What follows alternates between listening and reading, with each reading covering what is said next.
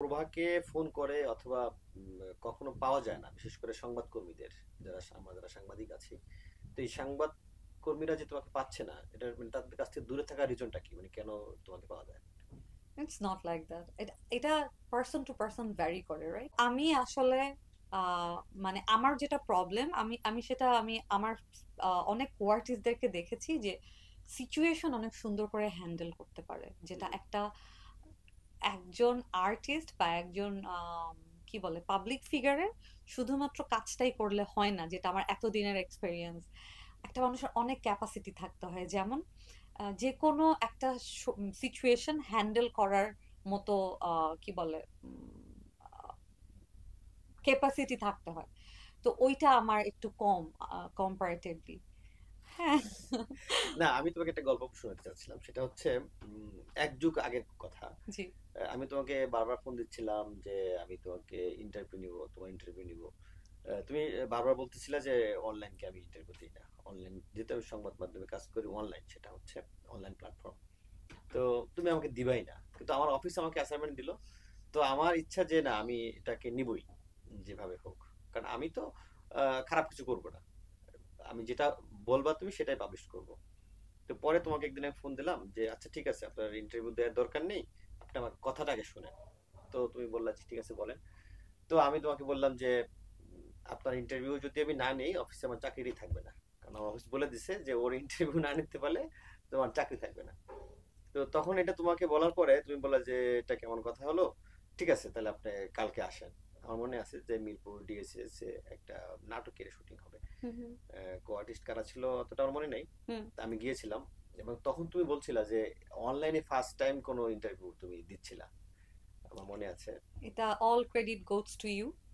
কারণ হচ্ছে আম, এখন আপনার প্রেজেন্টেশনটা যদি থাকতো এরকম যে আপনি ইন্টারভিউ দিবেন না, ওকে আমিও দেখব আপনি কি করেন।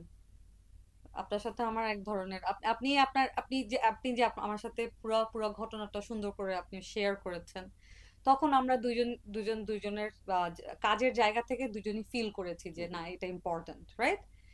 কিন্তু যদি আপনার প্রেজেন্টেশনটা যদি ওই এরকম না থাকতো, হুম, ট্রুথফুল না থাকতো, তখন কিন্তু এটা এটা হতো না। So definitely all credit goes to you.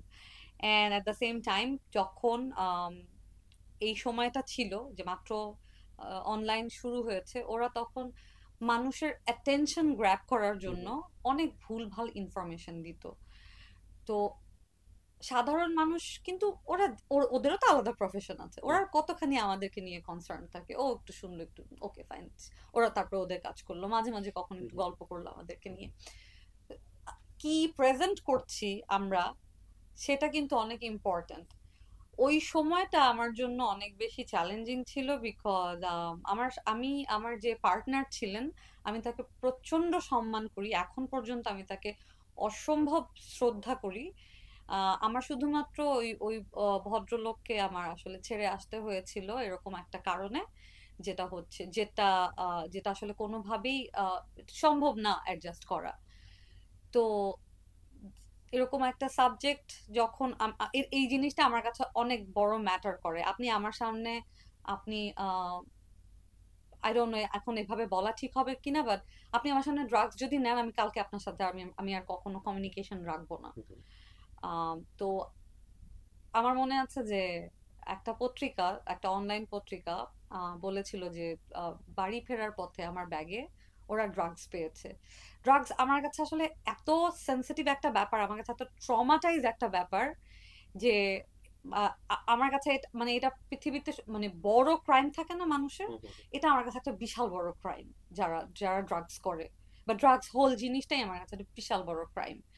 তো এত সেনসিটিভ একটা জিনিস নিয়ে এত ফান করে ওরা একবারের জন্য চিন্তা করে নাই যে আমার মধ্যে দিয়ে কি যেতে পারে।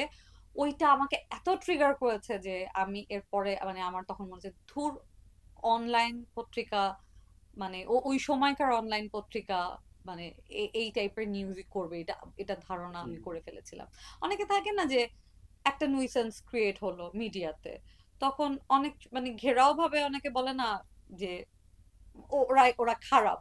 হ্যাঁ, ব্যাপারটা হচ্ছে এরকম যে ও অনলাইন আচ্ছা, পত্রিকাতে আমাকে নিয়ে যেহেতু এরকম ইয়ে করেছে, আমিও আসলে ওইভাবে চিন্তা করা শুরু করে দিয়েছিলাম যে আচ্ছা বিষয়টা